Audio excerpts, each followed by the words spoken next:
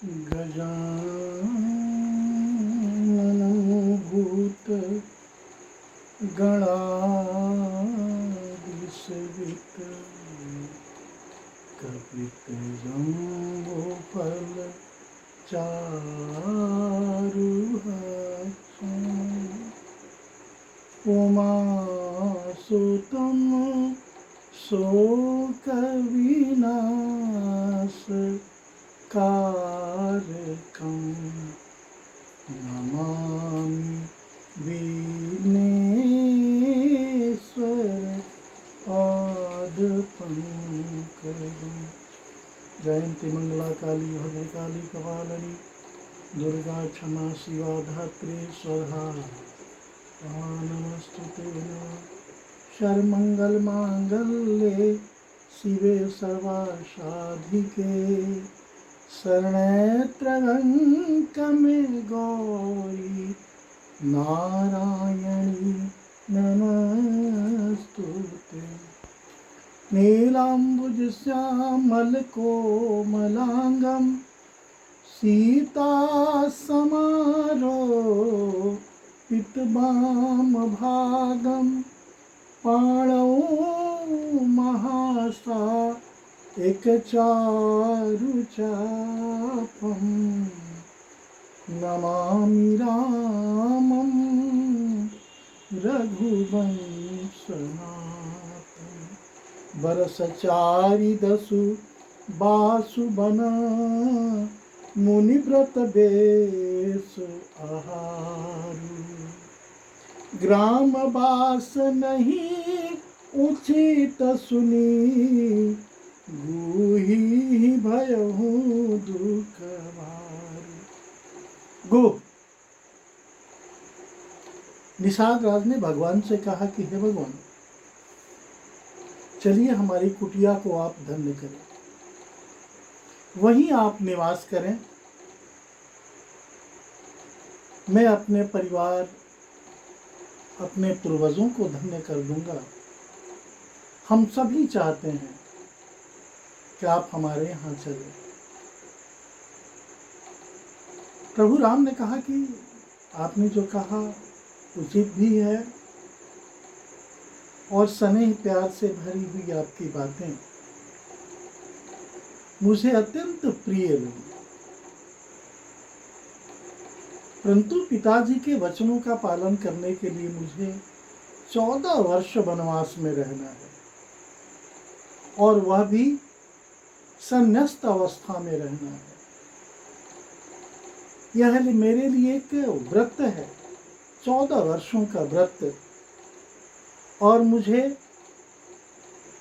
जंगल के फल मूल ही आहार लेने हैं। हे गुह, हे निषाद राज, मैं आपके यहाँ वास नहीं कर सकता। आप इसके लिए मुझे क्षमा करें। बड़ा दुख हुआ निषाद राज को। भगवान ने कहा कि पिता की आज्ञा का पालन करने के लिए हमने 14 वर्षों का वनवास का संकल्प लिया। इसलिए हे निषाद राज, आप मुझे क्षमा करेंगे। ऐसा भगवान राम ने निषाद राज से कहा।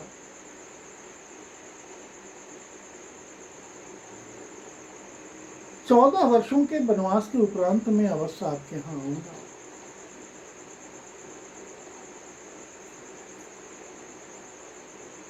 निषाद राज को थोड़ी सी तकलीफ भी हुई और खुशी भी हुई। निषाद राज ने प्रभु राम के साथ माता जानकी और लखन की तरफ निहारा। उन्होंने देखा उनके जितने सुहृद थे निषाद राज के पास पड़ोस गांव वालों ने इस अद्भुत जोड़ी को उन लोगों ने देखा और देखकर तकलीफ हुई उन्हें। कितनी छोटी सी बाल अवस्था में 14 वर्षों के लिए जंगल में रहना कितना कठिन है। राम लखन सिय रूप निहारी, कहीं सप्रेम ग्राम नर नारी। ते पितु मात कहूँ सखी कैसे, जिन्ह पठए बन बालक ऐसे। ऐसे बालकों को वन पठाना, जंगल में भेजना, जहाँ हिंसक पशु जानवर, न रहने की व्यवस्था न खाने की व्यवस्था, वह भी बालकों के लिए, क्या यह उचित था? आपस में कन्या नारियां भी बात कर रही, यह कतई उचित नहीं था। आपस में नारियां बात कर रही हैं। कोई नारी कहती है राजा ने अच्छा नहीं किया, इसी बहाने हमें भी दर्शन का लाभ मिला। अगर राजा वन नहीं भेजे होते तो हम लोग इसका लाभ कैसे प्राप्त कर सकते? आपस में सखियां भिन्न भिन्न अपनी विचारों को व्यक्त कर रही हैं और उनके दर्शन करके अपने नेत्रों का लाभ भी ले रही हैं। तब निषाद राज ने अपने हृदय में एक अनुमान किया, अशोक के पेड़ को उनके ठहरने के लिए उचित जगह समझा और उस अशोक के पेड़ के पास लय रघुनाथ ठाहु दिखावा, कहूँ राम सब भाति सुहावा। पुरजन करी जोहारु घर आए, रघुबर संध्या करन सिधाए। रामचरितमानस यह हमें बताता है कि प्रभु राम का जो आदर्श था, अवध हो या उनका गुरुकुल हो या ससुराल, कहीं भी प्रभु राम अगर रहे हैं तो अपने दिनचर्या को बड़ी ही सावधानी से किया करते थे। यह दोहा भी वही कह रहा है, पुरजन करी जोहारु घर आए, रघुबर संध्या करन सिधाए। प्रवासी लोग वंदना करके अपने अपने घर को लौटे और भगवान जी अपनी संध्या वंदन नंदन अभिनंदन करने लगे। हमें भी करना चाहिए। गायत्री संध्या हो, प्रातः की पूजन हो, ध्यान धारणा समाधि, इसका पालन उसे करना चाहिए। गुह ने इसी बीच कुश और कोमल पत्तों की कोमल सुंदर, ऐसी सुंदर बिछावन बिछा दी जो अत्यंत ही कोमल और निर्मल था। पवित्र मीठे कोमल देख देख कर दोनों भर भर कर उस आसन पे बैठे और जो फल मेवे इत्यादि आए थे उसका भगवान ने भोग लगाया, जल रख दी गई और दोनों हाथों से भर भर कर भगवान को भेंट करते गए। माता सेवरी की तरह भाव यहाँ निषाद राज का भी है। सिए सुमंत्र भ्राता सहित, कंद मूल फल खाई, संयम कीन्ह रघुवंश मणि, पाय पलोटत भाई। फल प्रसाद इत्यादि जो था निषाद राज के द्वारा लाया हुआ, उसको सुमंत्र जी, लक्ष्मण भैया, माता सीता जी, राघव जी, उसे पवित्र प्रसाद समझ करके उन लोगों ने ग्रहण किया। भगवान राम शयन के लिए गए, लक्ष्मण भैया उनके पैरों को लगे दबाने। लक्ष्मण तो यही चाहते कि इस सेवा से मैं अलग नहीं रहूं, इसलिए वह जिद करके अवध में नहीं रहकर भाई की सेवा करने का उन्होंने संकल्प किया। भाई को वो भगवान की तरह मानते हैं। क्या आज हम सभी भगवान विष्णु को मानने वाले, सत्यनारायण भगवान की कथा सुनने वाले, रामायण पढ़ने वाले, ईश्वर में विश्वास करने वाले अपने बड़े भाई को भगवान समझते हैं? या स्त्री के कहने पे घर का बंटवारा कर डालते हैं? हम सभी कहानियों में, पत्र पत्रिकाओं में और फिल्मों में भी देखते हैं इस कलयुग का कितना बड़ा बुरा प्रभाव है हमारे परिवार में। अवध पे विपत्तियां आई, दुख आया, वज्र की तरह गिरा, लेकिन भाइयों का प्रेम कम नहीं हुआ, बल्कि प्रेम और बढ़ता गया, प्रेम घटा नहीं।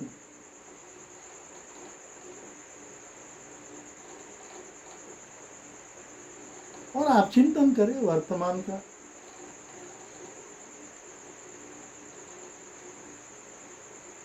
स्वर्ग बनाना तो अपने हाथों की चीज, अपने मन की बात है।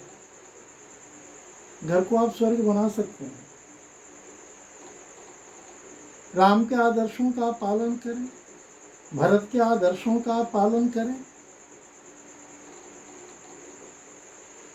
लक्ष्मण के आदर्शों का पालन करें, कौशल्या के आदर्शों का पालन करें, राजा दशरथ की तरह पुत्र प्रेम करें। आपका घर भी अवध की तरह हो जाएगा। आपके भाइयों में भी प्रेम भरत, लक्ष्मण और शत्रुघ्न की तरह होगा। लेकिन इसके लिए आपको प्रभु राम के आदर्शों को अपनाना होगा, उन्हें उपदेशों को स्वीकार करना होगा। लक्ष्मण जी प्रभु राम के पैरों को दबा रहे हैं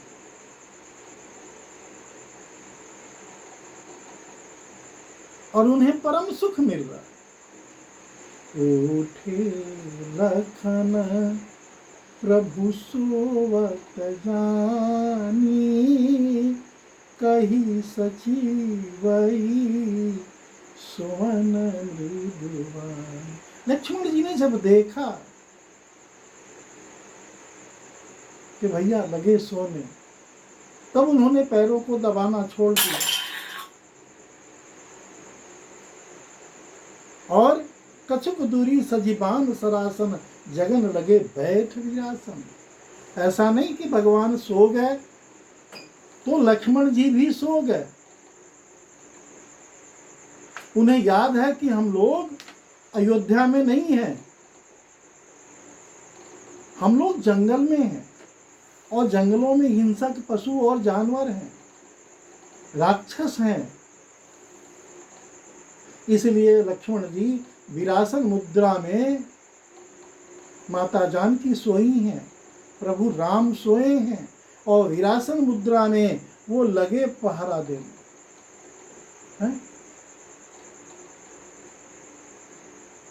सुमंत्र जी को सोने के लिए कहकर, ऐसा नहीं, अवध के प्रधानमंत्री हैं सुमंत्र जी, पिता तुल्य उन्हें सम्मान प्राप्त होता है चारों भाइयों से। लक्ष्मण जी कह रहे हैं आप सोने चले जाइए, मैं पहरा दे रहा हूं।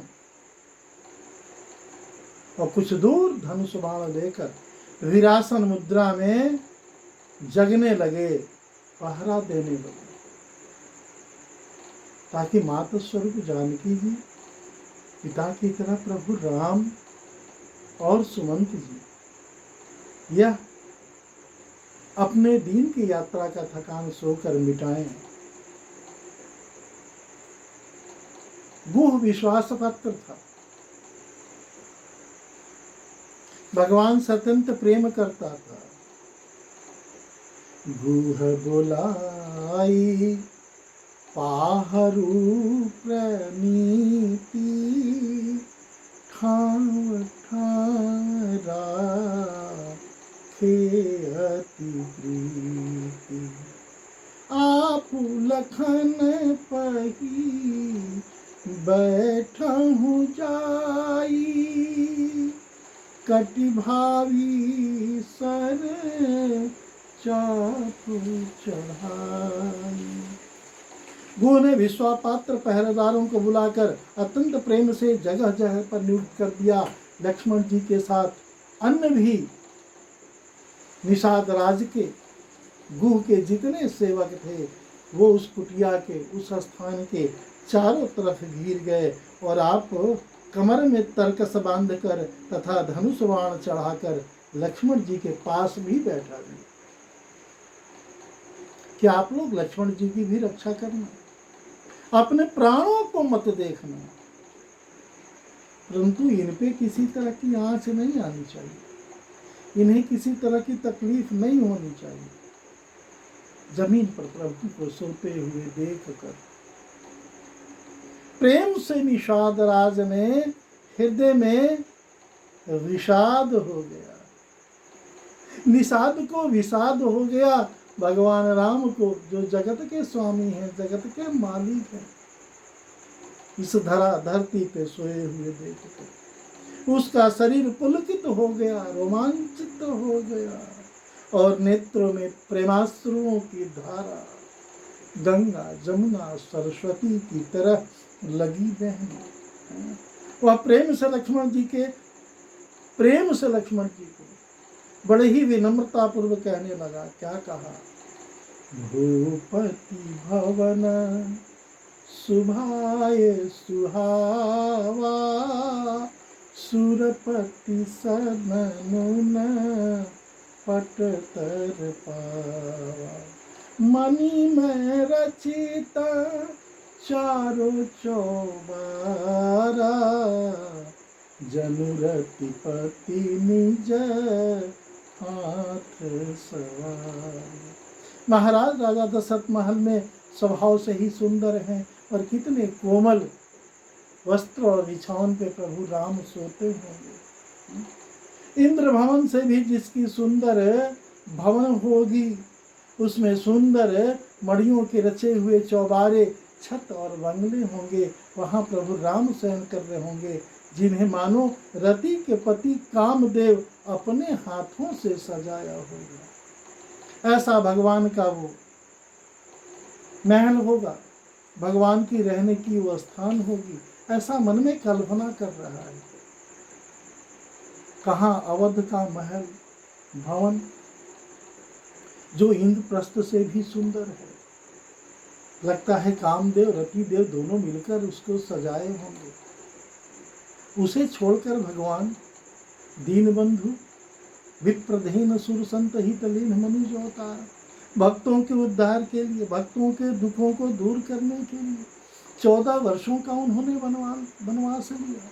धन्य है प्रभु, यह त्याग, यह तपस्या, यह संकल्प हम प्रभु भक्तों को भी सीखना चाहिए। इस तरह रामचरितमानस का यह संदेश अत्यंत ही अनुकरणीय है, हम भक्तों को अनुसरण करना चाहिए। अगर अपने घर में, समाज में, राज्य में, देश में, राष्ट्र में, विश्व में अगर अखंड राम राज की स्थापना करना हो तो हरि ओम शरणम।